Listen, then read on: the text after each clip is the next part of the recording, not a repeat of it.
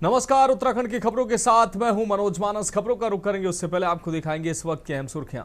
उत्तराखंड में पूर्व सीएम भुवन चंद खंडूड़ी का निधन। सीएम धामी ने जताया दुख। खंडूड़ी जी का निधन अपूर्णीय क्षति। सादगी, ईमानदारी, सुशासन के लिए हमेशा याद किए जाएंगे। बस्तर में सेंट्रल जोनल काउंसिल की मीटिंग। उत्तराखंड सीएम धामी बैठक में हुए शामिल। 3 दिवसीय बैठक का आज दूसरा दिन। ऋषिकेश में उज्जैनी एक्सप्रेस पटरी से उतरी, हवा में लटकी बोगी, हटाना चुनौती, कई ट्रेनें प्रभावित। उत्तराखंड में 17 दिन के भीतर बिजली की मांग फिर 1 करोड़ यूनिट बढ़ी। प्रदेश में संकट के आसार। हरिद्वार में स्वास्थ्य मंत्री ने जिला अस्पताल का औचक निरीक्षण किया है। सफाई व्यवस्था पर चढ़ा पारा, सीएमएस को दी चेतावनी। और उत्तराखंड में श्रम विभाग का औद्योगिक संगठनों को सुझाव। कारखानों में बोर्ड पर लिखें श्रमिकों के वेतन की जानकारी।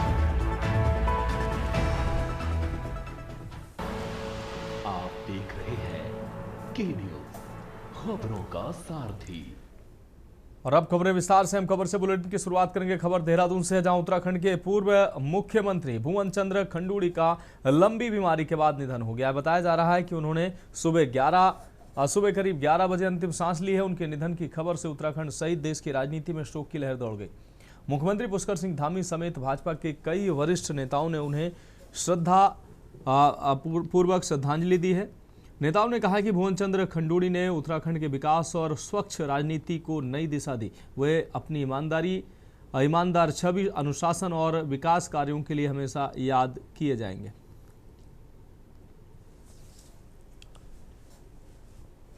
बिल्कुल, देखिए माननीय वीसी खंडूड़ी जी क्योंकि हमारे उत्तराखंड के मुख्यमंत्री जी रहे हैं और उनके जाने का आज बहुत दुख भी है। खाली उत्तराखंड को ही नहीं बल्कि पूरे भारत देश को, क्योंकि वो एक सैनिक पृष्ठभूमि से उन्होंने वहाँ पर भी एक अपने राष्ट्र को सेवा देने का काम किया और जब राजनीतिक में आए तो तब भी उन्होंने देश और अपने प्रदेश के लिए अपने आप को निछावर करने का काम करा और जिस तरीके से समर्पण भाव से वो अपना काम करते थे। तब वो मैं भारतीय जनता पार्टी का जिला महामंत्री हुआ करता था और भीष्मदेव होटल अध्यक्ष होते थे। उस समय भारतीय जनता पार्टी की स्थिति ऐसी नहीं थी, हम 4 सीटें हार गए थे। तो ये कहा कि लोकसभा के लिए हम बड़ी बड़ी हस्तियों को लाएं, तो महाराजा मानवेंद्र सिंह को और खंडूड़ी जी को ज्वाइन करवाया। तो खंडूड़ी जी को लेने की अटल जी की सभा थी नगर पालिका मैदान में। रिटायर्ड लेफ्टिनेंट जनरल खंडूड़ी जी आज हमारे बीच नहीं रहे, लेकिन उन्होंने एक किरदार, एक अनुशासन जो आर्मी से मिलता है, उसका डिसिप्लिन भारतीय जनता पार्टी में चरितार्थ किया। और जो काम अटल जी की सरकार में एक चौड़े चौड़े रोड्स बने और पता चला कि सड़क परिवहन मंत्रालय भी कोई मंत्रालय होता है। बढ़ेंगे अगली खबर की ओर। खबर देहरादून से है, जहां उत्तराखंड में प्रधानमंत्री नरेंद्र मोदी ने उत्तराखंड के पूर्व मुख्यमंत्री मेजर जनरल सेवानिवृत्त भुवन चंद खंडूड़ी के निधन पर गहरा शोक व्यक्त किया। उन्होंने सोशल मीडिया मंच एक्स पर पोस्ट कर दिवंगत नेता को श्रद्धांजलि अर्पित की। प्रधानमंत्री ने अपने संदेश में कहा कि भुवन चंद्र खंडूड़ी का निधन अत्यंत दुखद है। उन्होंने सशस्त्र बलों से लेकर राजनीतिक क्षेत्र तक उल्लेखनीय योगदान दिया है, जिसे हमेशा याद किया जाएगा। पीएम ने यह भी कहा कि मुख्यमंत्री के रूप में उनका कार्यकाल उत्तराखंड के विकास के प्रति उनकी प्रतिबद्धता को दर्शाता है। मुख्यमंत्री ने आगे लिखा कि केंद्रीय मंत्री के रूप में उनका कार्यकाल प्रेरणादायक रहा और देश में कनेक्टिविटी सुधार के लिए उनके प्रयास जो हैं सदैव स्मरणीय रहेंगे।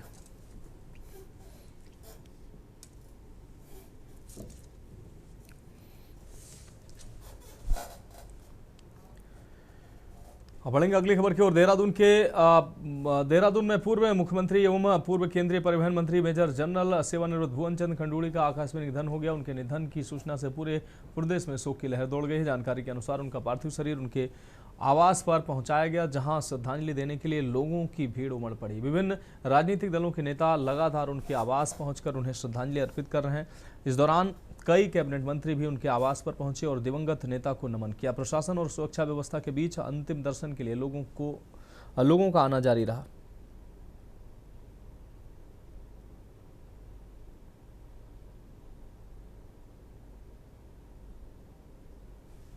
हम सब लोगों ने, और सिर्फ उत्तराखंड तक ये बात सीमित नहीं है, उत्तराखंड की भौगोलिक सीमाओं के इतर भी जहाँ जहाँ मेजर जनरल भुवन चंद्र खंडूड़ी मुख्यमंत्री के रूप में जनहित में, लोगों के हित में जो उपकार के कार्य उन्होंने किए और फौज में रहते हुए भारत माता की सेवा जो उन्होंने की, इस रूप में आज पूरे लोग, सब लोग दुखी स्वयं को महसूस कर रहे हैं। मेरे परिवार के स्रोत हैं और उनके निधन से समाचार सुनकर के मैं सब हूँ और बहुत बड़ी क्षति बाकी प्रदेश को ही नहीं पूरे भारत वर्ष को हुई है, जिस वजह से राजनीति में उन्होंने कदम रखा, पहले देश की सेवा की, पहले एक फौजी बनकर जिस तरह से उन्होंने प्रदेश की सेवा की या देश में नहीं सकी है। एक शानदार व्यक्ति हम सबको छोड़ करके चला गया, सब याद करेंगे। हर किसी के लिए उनके हर किरदार के जो उन्होंने निभाया उसके लिए बहुत सारी अच्छी स्मृतियां हैं, अच्छी बातें हैं जिनको लोग याद करना चाहेंगे और कहना भी चाहेंगे। खंडूरी जी के साथ जो है, जब वो मुख्यमंत्री के समय उनसे मिलने का भी, उनके साथ रहने का भी सौभाग्य प्राप्त हुआ। एक ऐसा व्यक्तित्व जो हमेशा इस प्रदेश के हित को सर्वोपरि रखते हुए कार्य करते रहे, आज हमारे बीच में न थे और उन्होंने एक ऐसा जीवन जिया है, सेना में अधिकारी के रूप में भी और राजनीति के रूप में भी एक बेदाग छवि। समय के इतने पाबंद थे कि अगर किसी को 4:07 का समय दिया और वो 9 बजे आया, कितना भी प्रभावशाली हो, उनके मंत्रिमंडल का मंत्री हो, वो फिर लास्ट में मिलेगा, ऐसा रहेगा। इतना टाइम के पंचुअलिटी उनके अंदर। और कोई भी निर्णय हो, यदि उस निर्णय में ऐसी दृढ़ता कि कोई कुछ भी कहे, लेकिन राज्य के हित में। और अब बढ़ेंगे अगली रिपोर्ट की ओर। उत्तराखंड राज्य हर वर्ष से चलने वाली विश्वविख्यात चारधाम यात्रा का समय उत्तराखंड में चल रहा है। 19 अप्रैल से शुरू हुई इस यात्रा में अब तक 15,63,000 से अधिक श्रद्धालु चारों धामों के दर्शन कर चुके हैं। वहीं 35 लाख से ज्यादा लोग यात्रा के लिए पंजीकरण करा चुके हैं। श्रद्धालुओं के लिए रजिस्ट्रेशन कैंप के साथ कई जगह स्वास्थ्य कैंप भी लगाए गए हैं, जिससे पहाड़ी क्षेत्रों में आए श्रद्धालुओं को किसी प्रकार से कोई स्वास्थ्य संबंधित परेशानी का सामना न करना पड़े। हालांकि राज्य सरकार यात्रा शुरू होने से पहले से तैयारी कर रही है और करती आई है, लेकिन धामों तक पहुंचने में श्रद्धालु दिक्कतों का सामना करते दिखाई पड़ते हैं। विश्व प्रसिद्ध केदारनाथ धाम यात्रा इस समय भारी अव्यवस्था, अराजकता और प्रशासनिक लापरवाही की भेंट चढ़ती नजर आ रही है। सोमवार 18 मई को सोनप्रयाग में श्रद्धालुओं की भारी भीड़ के बीच हालात इतने भयावह हो चुके हैं कि गौरीकुंड जाने के लिए लोग अपनी जान जोखिम में डालकर शटल वाहनों की छतों पर तक चढ़ने को मजबूर दिखाई दे रही है। स्थिति इतनी भयावह हो चुकी है कि लोग वाहनों की छतों और खिड़कियों तक पर लटक कर सफर करने को मजबूर हैं। अब सवाल ये है कि यदि इसी दौरान कोई हादसा हो जाए तो उसकी जिम्मेदारी आखिर कौन लेगा।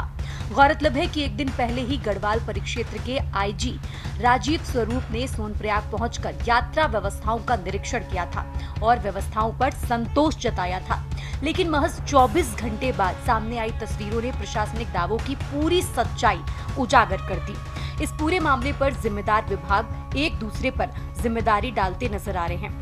पुलिस का कहना है कि जिला प्रशासन जानकारी देगा, जबकि मामले में परिवहन विभाग भी चुप्पी साधे है, जिस पर चारधाम में बढ़ती श्रद्धालुओं की संख्या और व्यवस्थाओं पर आ रही ये तस्वीरें कहीं कोई बड़े हादसे को तो नहीं निमंत्रण कर रही हैं। ऐसे में विपक्ष सवाल सत्ताधारी सरकार से पूछ रहा है, जो शायद पूछना भी जायज है, जिस पर एक बार चारधाम यात्रा को लेकर एक नई जंग भी जारी है।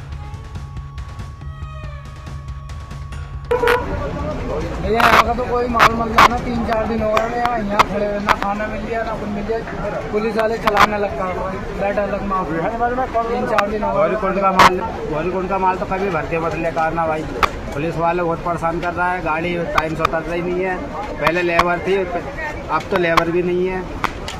कि कपाट श्रद्धालुओं के लिए खुले हैं, तो भारी संख्या में श्रद्धालु आ रहे हैं और इस बार भी श्री केदारनाथ धाम में श्रद्धालुओं की काफ़ी संख्या में श्रद्धालु आ रहे हैं, जो कि विगत वर्षों के भांति इस बार बढ़ी हुई संख्या आ रही है। मेरे द्वारा पूरे यात्रा मार्ग का ऋषिकेश से लेके सोनप्रयाग तक का भ्रमण किया गया। फिर आज सवेरे केदारनाथ धाम का भ्रमण किया गया, वहाँ की सुरक्षा व्यवस्था के बारे में जानकारी ली गई। प्रदेश में श्रद्धालु आए, पर्यटक आए, इसका यूपीडी स्वागत करता है, लेकिन किस कीमत पे वो लोग आ रहे हैं। आप देखिए, केदारनाथ के जिस दिन कपाट खुलने थे उस दिन वहाँ पे एक डेड बॉडी पड़ी हुई थी और बगल में मुख्यमंत्री जी का चॉपर था। देखिए, व्यवस्थाओं को लेकर जितनी भी सरकार दावे कर रही है वो सारे खोखले हैं, चाहे वो आपके पार्किंग से रिलेटेड हो। अभी केदारनाथ की पार्किंग का मुद्दा था, जिसके अंदर की वहाँ पे खाना बनाना और घोड़े खच्चरों की मौतें अभी से सुनाई दे रही हैं। देखिए, सरकार जब तक पूरी व्यवस्थाएं नहीं करती है, मैं ये कह रहा हूँ कि चार धाम यात्रा की तैयारियों के लिए अब तो जो तैयारियां हुई हैं उसके आधार पर यात्रा चलनी है, लेकिन सरकार ने पहले ध्यान नहीं दिया, ये बहुत स्पष्ट है। जब सरकार को चार धाम की तैयारियों की व्यवस्था करनी थी तब सरकार ने अपने हाथ खड़े कर दिए, सिर्फ प्रचार में अपना ध्यान केंद्रित रखा। हर 2 किलोमीटर में मुख्यमंत्री जी के, प्रधानमंत्री जी की चमकदार फोटो लगाई गई है। यहाँ तक भी है कि 4-4 मीटर के दायरे में, मतलब वहीं पर एक ही जगह पर। देखिए, आपके चैनल के माध्यम से सबसे पहले तो मैं जो हमारे श्रद्धालु उत्तराखंड में पहुंच रहे हैं उनसे निवेदन करना चाहती हूं कि इस तरीके से गाड़ियों पर, क्योंकि आपने जैसे अभी पूछा कि वो छतों पर बैठ करके चल रहे हैं, तो मैं यात्रियों से निवेदन करना चाहती हूँ कि वो छतों पर बैठकर अपनी यात्रा को पूर्ण ना करें, बल्कि इस यात्रा को और सुखद और यादगार बनाने के लिए संयम से काम करें, धैर्य से काम करें।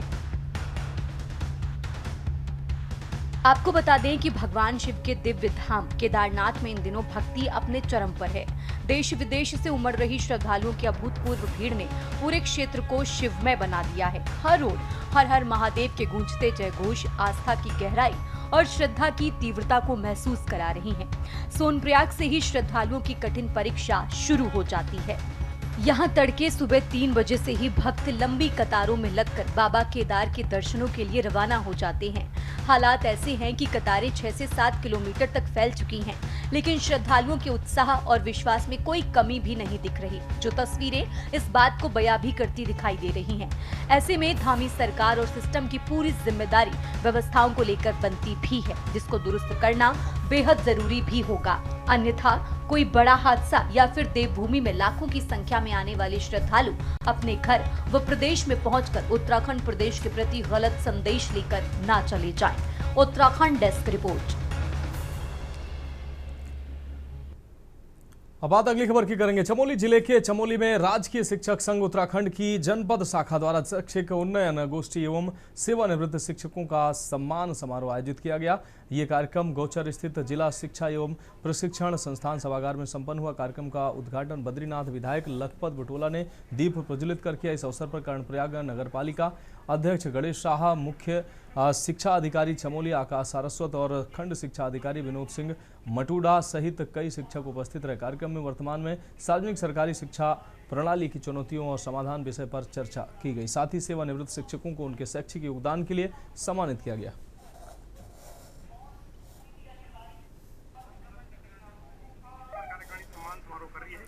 इसके अलावा हम लोग एक शैक्षिक उन्नयन गोष्ठी भी कर रहे हैं, जिसमें हमारा मुद्दा है कि जो सार्वजनिक शिक्षा प्रणाली है उसमें हमारी चुनौतियाँ क्या हैं और उसके समाधान क्या है।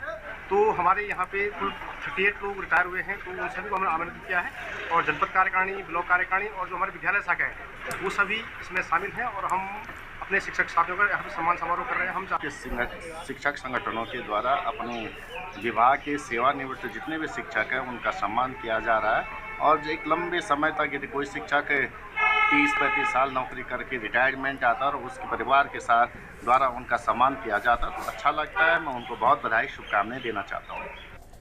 बढ़ेंगे अगली खबर की ओर। खबर अल्मोड़ा से है, जहां पहुंचे जूना अखाड़े के पीठाधीश्वर महामंडलेश्वर स्वामी यतीन्द्रानंद गिरी ने पहाड़ की वर्तमान स्थिति पर अपने विचार साझा किए। उन्होंने पहाड़ों से लगातार हो रहे पलायन पर चिंता व्यक्त करते हुए गांवों के आबाद रहने को जरूरी बताया। इसके लिए स्थानीय स्तर पर रोजगार के अवसर बढ़ाने पर जोर दिया। उन्होंने उत्तराखंड की सांस्कृतिक विरासत और धार्मिक पर्यटन को सुरक्षित रखने को जोर देते हुए सरकार को पर्यटन और तीर्थाटन को अलग अलग वर्ग में बांटने की सलाह दी।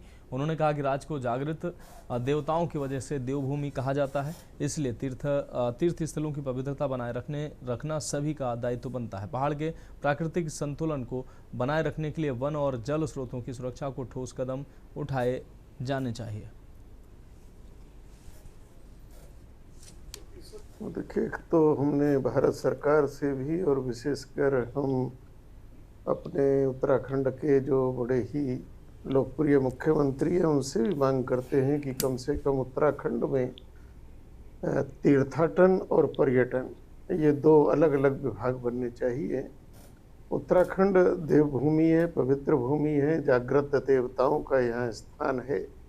चितई के गोलू देवता जैसे न्यायप्रिय यहाँ देवता हैं, तो देवभूमि की पवित्रता मर्यादा बनी रहे।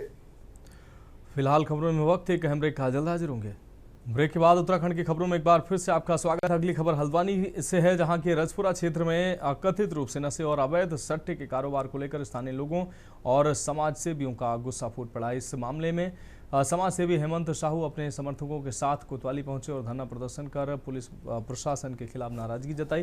प्रदर्शन के दौरान उन्होंने पुलिस चौकी पर गंभीर आरोप लगाए हैं। हेमंत साहू ने कहा कि 3 दिन पहले उन्होंने पुलिस अधिकारियों को राजपुरा क्षेत्र में चल रहे कथित नशे और सट्टे की जानकारी दी थी, लेकिन शिकायत के बावजूद अब तक कोई ठोस कार्रवाई नहीं हुई है, जिससे स्थानीय लोगों में रोष बढ़ता जा रहा है।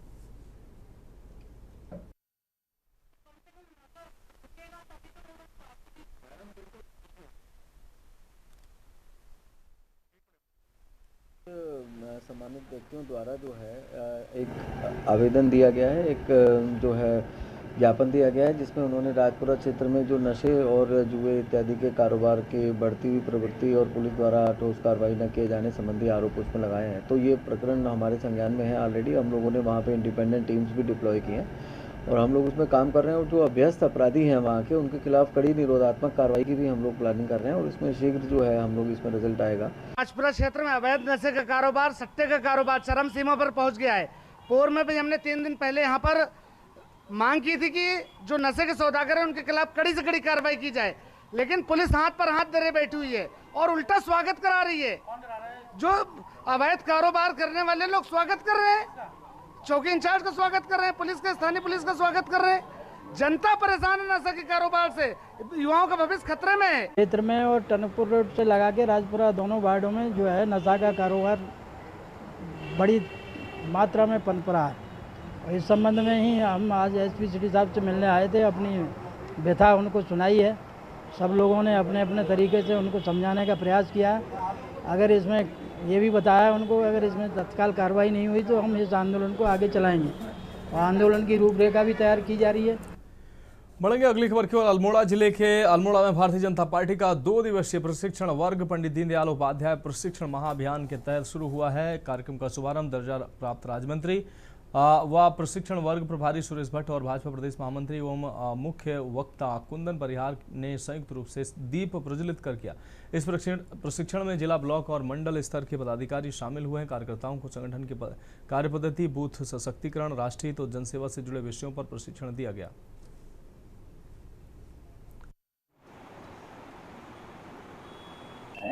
उनमें से 18 जिलों के प्रशिक्षण वर्ग संपन्न करा दिए हैं। आज हमारा यह 19वां जिला अल्मोड़ा का प्रशिक्षण वर्ग यहाँ पर प्रारंभ होने जा रहा है। हम समझते हैं कि कार्यकर्ता इस प्रशिक्षण वर्ग के माध्यम से अपनी सोच और समझ को अधिक विकसित करते हुए व्यक्ति निर्माण से लेकर के संगठन निर्माण और संगठन निर्माण से राष्ट्र निर्माण की जो अवधारणा इस प्रशिक्षण की है, उस प्रशिक्षण के माध्यम से वो अपने व्यक्तिगत जीवन के साथ साथ सामाजिक और राजनीतिक क्षेत्र में भी अपने कुशलतापूर्वक दायित्वों का निर्वहन कर पाए।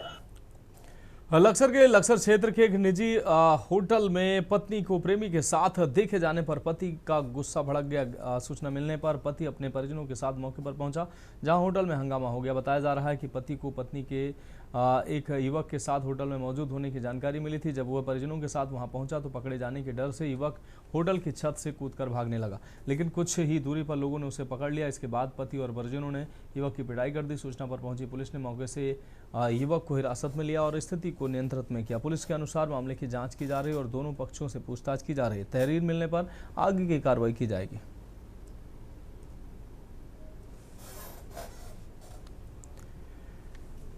खबर खटीमा से है, जहां एक ही रात में 3 दुकानों में हुई लाखों रुपए की चोरी का खुलासा करना पुलिस की नाक का सवाल बन गया है। इसलिए पुलिस ने फॉरेंसिक टीम की सहायता लेते हुए जांच को तेज करते हुए साक्ष्य जुटाने शुरू कर दिए हैं। फॉरेंसिक टीम ने दुकानों के अंदर और आसपास के फिंगरप्रिंट, फुटप्रिंट और अन्य तकनीकी साक्ष्य एकत्र किए हैं। चोरों की दुकानों में पहुंचने के रास्ते का भी फॉरेंसिक टीम ने निरीक्षण किया। पुलिस ने सीसीटीवी फुटेज खंगालने के साथ आसपास के लोगों से पूछताछ भी की है। गौरतलब है कि सोमवार देर रात बाजार चौकी से कुछ दूरी पर स्थित 3 दुकानों में चोरी हुई। चोरों ने धावा बोला था। पूर्व व्यापार मंडल अध्यक्ष गौरी शंकर ने मोबाइल की दुकान से करीब 7 लाख रुपए नकदी चोरी होने का दावा किया। इसके अलावा चोरों ने किशनलाल जनरल स्टोर व एक अन्य इलेक्ट्रॉनिक्स दुकान में चोरी को अंजाम दिया। लगातार हो रही चोरी की घटनाओं से व्यापारियों में आक्रोश है।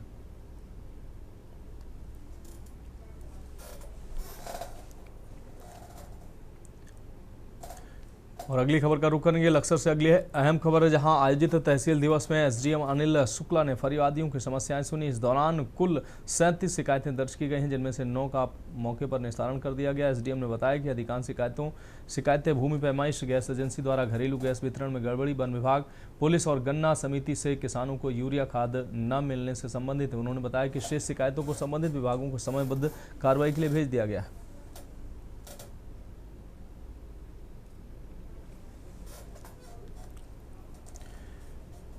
और अगली खबर विकासनगर से, जहां चारधाम यात्रा के दौरान तीर्थयात्रियों की सुरक्षा को लेकर प्रशासन की सख्ती लगातार जारी है। आपको बता दें, कटा पत्थर चेक पोस्ट पर आरटीओ विभाग ने एक बड़ी कार्रवाई करते हुए नशे की हालत में वाहन चला रहे चालक को हिरासत में लिया। ये चालक ओडिशा के तीर्थयात्रियों को चारधाम के लिए लेकर जा रहा था। जानकारी के अनुसार यात्री हरिद्वार से स्विफ्ट डिजायर कार बुक कर यात्रा पर निकले थे, लेकिन जब वाहन चेक पोस्ट पर पहुंचा तो जांच के दौरान चालक शराब के नशे में धुत पाया गया। इस पर तत्काल कार्रवाई करते हुए विभाग ने वाहन को एमबी एक्ट के तहत सीज कर दिया। देखिए, वैसे हम लोगों की जो है चारधाम यात्रा के दौरान रूटीन चेकिंग तो जारी रहती है, हमेशा ही रहती है, लेकिन अभी कटा पत्थर की तरफ से जो ये एक गाड़ी जा रही थी यूके 08 नंबर की, और इसमें उड़ीसा के सवारी उड़ीसा के लोग थे और वो चारधाम यात्रा के लिए जा रहे थे। तो जब ये संदिग्ध पाया गया ड्राइवर, तो हमने उसको चेक किया अभी अल्कोमीटर से, और अल्कोमीटर में जो मानकों से कई अधिक उसका अल्कोहल कंटेंट मिला है। तो अब नियमानुसार कार्रवाई की जाएगी। इनको उसमें जो है 100 एमबी एक्ट का जो सेक्शन 185 है, उसके अनुसार जो है उसको और इस बीच उत्तर प्रदेश के कानपुर से अहम खबर सामने आ रही है। 31 मई तक 8वीं तक के सभी स्कूल रहेंगे बंद। इस वक्त की अहम खबर उत्तर प्रदेश के कानपुर से सामने आ रही है। भीषण गर्मी और हीट वेव को देखते हुए फैसला लिया गया है। भीषण गर्मी और हीट वेव को देखते हुए फैसला लिया गया है। प्री प्राइमरी से 8वीं तक के सभी स्कूलों में अवकाश घोषित। डीएम जितेंद्र प्रताप सिंह ने छुट्टी की घोषणा की है। मौसम विभाग की चेतावनी के बाद प्रशासन ने यह फैसला लिया है। सभी शैक्षिक बोर्ड के विद्यालयों पर आदेश कड़ाई से लागू होंगे। तो सभी संबंधित अधिकारियों को आदेश का पालन करने के निर्देश दिए गए हैं। 31 मई 2026 तक सभी शैक्षिक बोर्ड के स्कूल रहेंगे बंद। छात्र छात्राओं के स्वास्थ्य सुरक्षा को देखते हुए फैसला लिया गया। प्रशासन का आदेश तत्काल प्रभाव से लागू। सभी संबंधित अधिकारियों को आदेश पालन करने के निर्देश दिए गए।